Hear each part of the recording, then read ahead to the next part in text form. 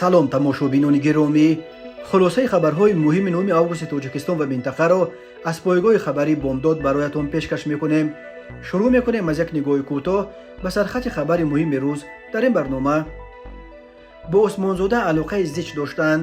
шаҳри додстонии кул дар бораи ҳабси искандарову зарифӣ ва ҳамадзодаву ҳакимов, дуздии 124 миллион сомонӣ аз нони даҳони аскарбачаҳои тоҷик.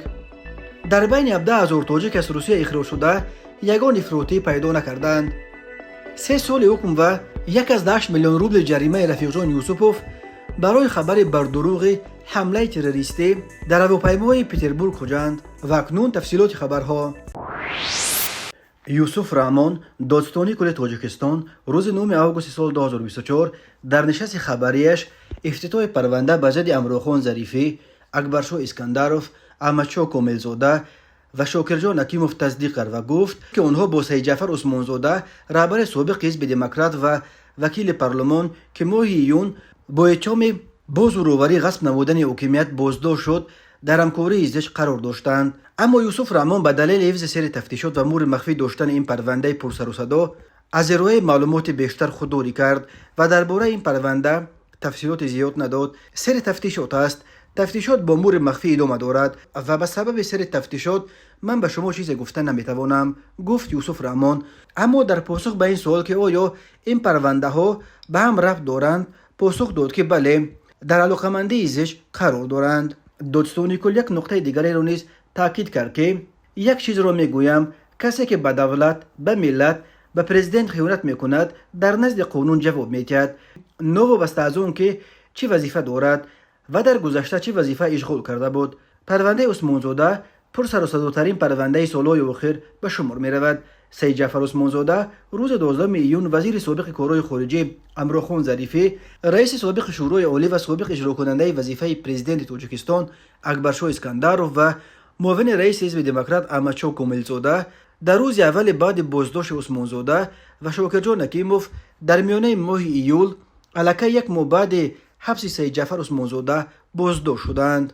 ёдовар мешавем, Юсуф Раҳмон Усмонзодаро аз минбари парлумон ба он айбдор карда буд, ки гӯё ӯ ҳанӯз соли 2021 нақшаи ғасби ҳокимиятро бо намояндаи мухолифин Шарофиддин Гадоев маслиҳат карда буд. иттиҳоми дигари зидди Усмонзода, ки аз забони додстонии кул садо дод, ташкили гурӯҳҳо барои амалӣ сохтани нақшаи ғасби ҳокимият дар дохили ҷумҳурӣ ва ахиран аз як намояндаи як кишвари хориҷӣ дархост кардани $10 миллион аз ҷониби Усмонзода гӯё барои анҷоми табаддулот аст. Шарофиддин Гадоев баъдан гуфт, ки сухан дар бораи як генерал аз ниҳодҳои амнияти Русия меравад, ки гӯё дар пайи ҳамлаи хунини моҳи март дар толори консертҳои Крокус дар поёни моҳи март бо сафари махфӣ ба Тоҷикистон омада, бо чанд нафар аз шахсиятҳои шинохта ва мансабдорони даргузашта баландпоя суҳбатҳои маҳрамона анҷом додааст ва мақомот аз ин хабар ёфта, ҳоло ҳамаи онҳоеро, ки дар суҳбат бо ин генерал иштирок карданд, боисҷӯӣ карда истоданд. агентии назорати давлатии молиявӣ ва мубориза бо коррупсия дар Тоҷикистон рӯзи 9 августи соли 2024 аз тасарруфи беш аз 120 миллион сомонӣ дар сохторҳои вазорати дифоъ хабар дод. ба иттилои агентӣ, барои ин ҷиноят 52 масъули ин ниҳод ва дигар идораҳои муҳими давлатӣ боздошт шуданд. пулеро, ки бояд барои либосу хӯроку нигоҳубини сарбозон ва барои муҳофизати амнияти кишвар сарф мешуд, ба гуфтаи мақомот бо мусоидати чанде аз масъулон тасарруф шудааст. Насриддин Низомзода, сардори раёсати тафтишоти агентии назорати давлатии молиявӣ ва мубориза бо коррупсия, рӯзи 9 август зимни нишасти хабарӣ гуфт, дар натиҷаи тафтиши ниҳоии фаъолияти молиявӣ дар воҳидҳои сохтори вазорати дифоъи Тоҷикистон дар маҷмӯъ 123 миллиону 972 ҳазор сомонӣ тасарруфи маблағҳо ошкор карда шуд ва то имрӯз 9 парвандаи ҷиноятӣ қисм ба қисм ба додгоҳи олӣ ирсол гардид. Вай афзуд, ки дар робита ба тасарруфи пули давлат дар сохторҳои вазорати дифоъ нисбат ба 52 нафар парвандаи ҷиноӣ боз шуда ба додгоҳ ирсол шудааст ва тафтиши пешакӣ қисме аз парвандаҳо идома дорад. аз маблағи беш аз 123 миллион сомонӣ то ҳол 93 миллион сомонияш ба буҷети давлатӣ баргардонида шудааст, афзуд ӯ. агентии вазорати давлатии молиявӣ ва мубориза бо коррупсия мегӯяд 52 нафаре, ки барои дуздии маблағ нисбаташон парванда боз шудааст, ғайр аз масъулони вазорати дифоъ, ҳамчунин дигар идораҳо низ از قبیل پلات حساب و وزارت مالیه نیز میباشند. درباره شخصیت آنها جزئیات داده نشد. روز 9 آگوست در نشست خبری وزارت مالیه تاجیکستان تصدیق کردند که یک کارمند این نهاد در رابطه با کم‌آمد مبلغ در وزارت دفاع بازداشت شده است. یوسف مجیدی معاون اول وزیر مالیه گفت به سبب ادامه تفتیشات جزئیات قضیه را شرح دادن نمیتواند. اگنسی مبارزه با کروپسیون در تاجیکستان خبر دزدی و از خود کردن میلیون‌ها دلار از وزارت دفاع را ماه فوریه امسال تصدیق کرده بود. آن زمان گفته میشد که قسمی از این مبلغ را در حجم 24 میلیون سومونی آشکار کردند و از نتیجه ادامه تفتیشات بعدا رسانه‌ها را آگاه میکنند. سوء استفاده از پولی که برای سربازان و افسران و محافظت مرز و بوم کشور جدا شده است در حالی است که در گذشته نگرانی‌ها از تامین نامناسب در قسم‌های نظامی صدا داده است. از خود کردن میلیون‌ها سومانی بودجه از طرف کارمندان وزارت دفاع و دیگر اداره‌های دولتی علامت دیگری از ظهورات ویرانگری، فساد و رشوه‌خوری در تاجیکستان است. وزارت کارهای داخلی تاجیکستان در بین شهروندان تاجیکی که از روسیه به دلیل ویران کردن قانون‌های مهاجرت اخراج کرده شدند، یگان نفر در جنایت‌های افراطی دست داشته‌اش را پیدا نکردند. عبدالرحمن علمشاهزاده معاون اول وزیر کارهای داخلی تاجیکستان روز 8 آگوست سال 2024 در نشست خبری وزارتش در پاسخ به سوال خبرگزاری روسی تاس گفت یگان حالت از جانب شهروندان اخراج شده صادر شدن جنایت‌های خصوصیت افراطی یا تروریستی داشته ثبت نشده است. مهاجران از روسیه به تاجیکستان اخراج شده میگویند که آنها را بعد رسیدن در فرودگاه‌های تاجیکستان چندین ساعت تحت بازجویی قرار داده به قبل از قلبر میگذرانیدند. یکی از مهاجران اخراج شده در صحبت با پایگاه خبری بامداد این جریان را چنین تصویر کرد: مرا در یک بازار روسیه برای آن بازداشت کردند که پتنت نداشتم. بیش از یک ماه را در بازداشتگاه سپری کردم. برای ما چپتای پرواز خریدند، ولی هرچند من و همراهانم از دوشنبه بودیم برای ما تو خوجن چپته گرفتند، چون که تو خوجن راهکرا ارزان تر بود و ظاهرا پول مقامات روسیه برای چپته ها تا دوشنبه نرسید. هواپیمای ما صبح به خوجن رسید. همه ما مهاجران اخراج شده را از مسافران دیگر جدا کرده به یک خانه علایده بردند و در آنجا کارمندان مقامات امنیت در طول 7 ساعت هر کدام ما را یک تا یک بازپرسی کردند. تلفن هایمون را گفتند که به کدام سامانه ها می درایم و از کدام مسنجر ها استفاده میبریم و به کیو زنگ میزنیم و با کیو مکاتبه داریم. در بین زنگ های ما زنگ های به شخصان مشکوک را میگفتند و میپرسیدند که آیا یگان خویش و تبار ما بغیر از روسیه و تاجیکستان در یگان کشور دیگر هم هستند. معاوضه هم خواندند برایمان که باید وطنمون را دوست داریم، برگونه تشویقات و تبلیغات شبه آور داده نشویم. پیش از جواب دادن از آن همراهان ما که ریش دارند خواهش کردند که ریششان را تازه بتراشند. تو از فرودگاه برآمدیم که عصر روز بود. در نهایت ما اون روز نیمه شب به خانه هایمان رسیدیم. روز 6 آگوست گلنور حسن‌زاده وزیر مهنت، مهاجرت و شغل اهالی تاجیکستان در نشست خبریش گفت در نیمه اول سال جاری مقامات روسیه 17134 شهروند تاجیکستان را اخراج یا دپورتاسیون کردند که این نظر به 11000 مهاجر تاجیک در طول تمام سال 2023 از روسیه اخراج شده خیلی بیشتر است. اما در حالی که گلنور حسن‌زاده و اخراج مهاجران تاجیک را اساساً به قانون‌های مهاجرت ربط داد، حامیان حقوق مهاجران میگویند در پی به دست داشتن در حمله‌های تروریستی خونین ماه مارس در کروکوس عیبدار شدن زادگان تاجیکستان مناسبت مقامات روسیه نسبت به تاجیک‌ها کلاً تغییر یافت. صدها مهاجر تاجیک از روسیه اخراج شده از جمله آنهایی که از خط مرز آن کشور پس فرستاده شدن شکایت میکنند که آنها را با بهانه‌های خیلی ناچیز و گاه بی اساس از روسیه اخراج میکنند. و اما گلنور حسن‌زاده هم اعتراف کرد که در عموم امسال شماره مهاجران کوری از تاجیکستان 16% کاهش یافته است که این رقم اندک نیست. بنا به حساب‌ها بیش از 1 میلیون از زادگان تاجیکستان شهروندی روسیه را به دست آورده. در علاوه حدود 1 میلیون نفر دیگر از اهالی قابل کار این کشور هر سال برای تامین روزگار عائله‌های خود به روسیه به مردی کاری می‌روند. پول‌هایی که مهاجران از روسیه می‌فرستند سالانه تا چند میلیارد دلار را تشکیل داده هموزن بودجه دولتی تاجیکستان است و یک منبع اساسی تامین زندگی اکثر خانواده‌ها و هم اقتصاد در این فقیرترین کشور سابق اتحاد شوروی دانسته می شود.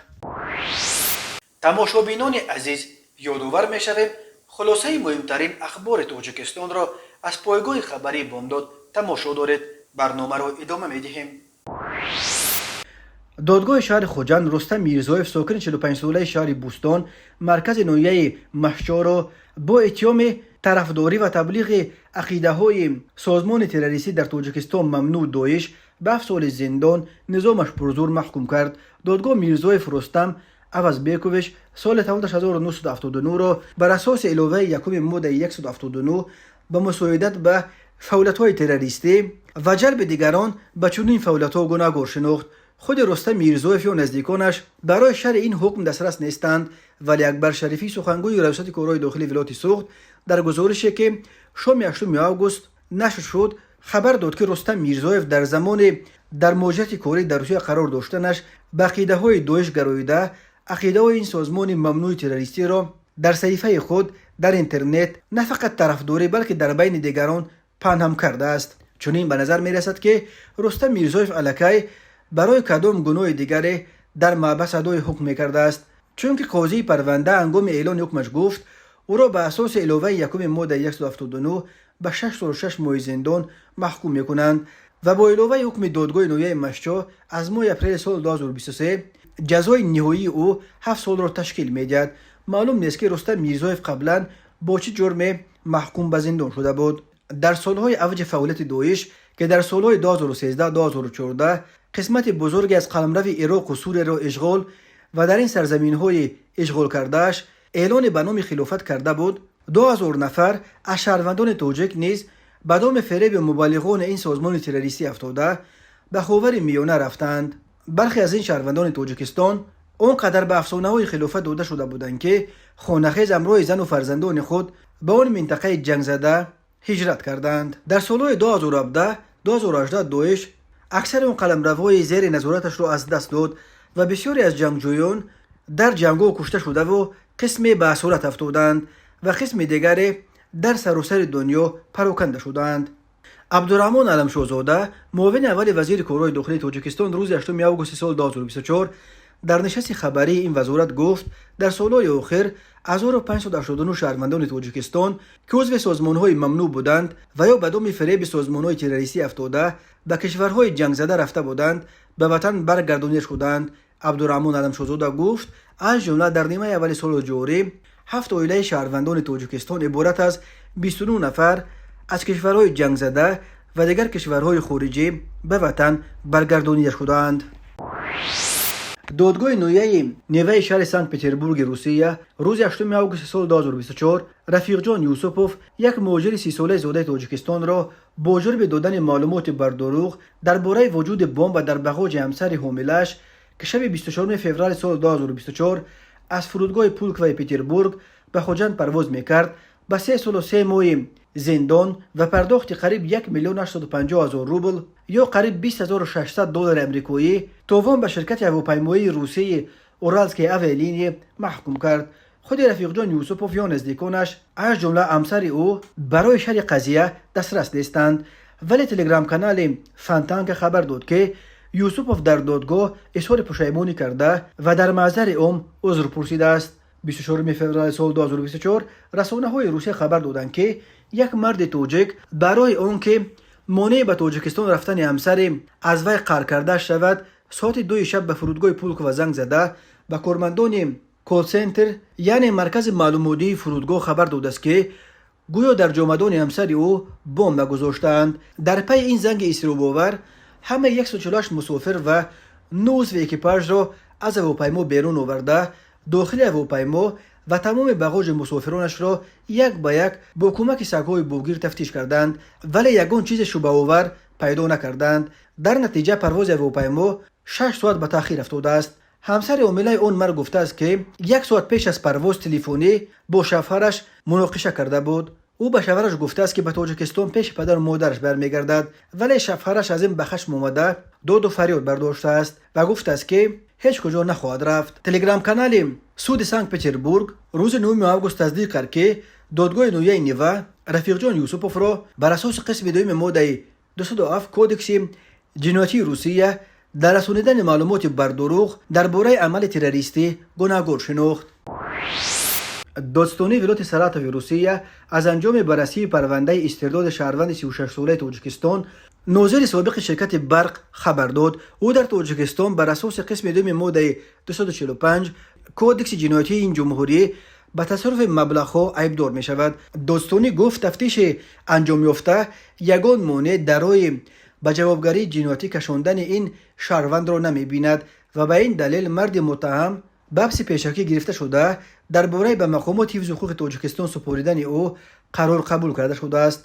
خود بازداشت شده و نزدیکانش برای شرح قضیه دسترس نیستند، ولی بر اساس مواد پروندهش این نفر به آن عیبدار می شود که از 1 ایول تا 14 ایول سال 2022 یعنی در ظرف همگی 2 هفته کارش در مقام ناظر برق شبکه‌های تقسیمات برق شهر ترسونزاده با سوء استفاده از مقام برای تصرف پول‌های به او باور کرده شده به مبلغ 8945 سومونی یا چیز بیشتر از $800 را که شهروندان برای استفاده نیروی برق سپرده بودند دزدیده است. بعد این او پول‌های مردم را به کیسه زده از تاجیکستان فرار کرده است. او را ماه مارس سال 2024 بعد قریب 2 سال فرارش در حدود ناحیه از اینکه ولایت ساراتوف در مرز روسیه دستگیر کردند. در این منطقه گذرگاه مشهور اوزینک جایگیر شده است که مهاجران معمولا توسط این گذرگاه مرز روسیه با قزاقستان را عبور میکنند. شرکت برق تاجیک اخیراً به 3 ساختار از جمله به شبکه‌های تقسیمات برق تقسیم کرده شد. یکی از ساختارهای از فساد زده در تاجیکستان به شمار می رود. اگنسی مبارزه با کروپسیون تاجیکستان در سال 2013 این شرکت را عیبدار کرده بود که دیده دونسته در سندهایش قرض اهالی از نیروی برق را چند برابر بیشتر نشان می‌دهد. تفتیش اگنسی نشان داده بود که برق تاجیک قرض اهالی را 864 میلیون سومونی جمع بست کرده است که با قرب آن وقت 175 میلیون دلار را تشکیل میداد، ولی در اصل قرض اهالی از برق همگی 355 میلیون یعنی 2.5 مرتبه کمتر بوده است. رهبران برق تاجیک معمولا استفاده برندگان از جمله اهالی را در افزایش قرض شرکت عیبدار میکنند، ولی کارشناسان بر اینند که منبع اصلی این باطلاق قرض غوطیدن برق تاجیک کروپسی سراسری و رهبری نادرست است. تماشابینان عزیز و گرامی، این بود مرور به خلاصه چند خبر مهم امروز تاجیکستان. خبر و گزارش های بیشتر از تاجیکستان و درباره تاجیکستان و اطراف آن را در سامانه پایگاه خبری بامداد در این نشانه پیگیری نمایید: www.bomdad.com. خوش باشید.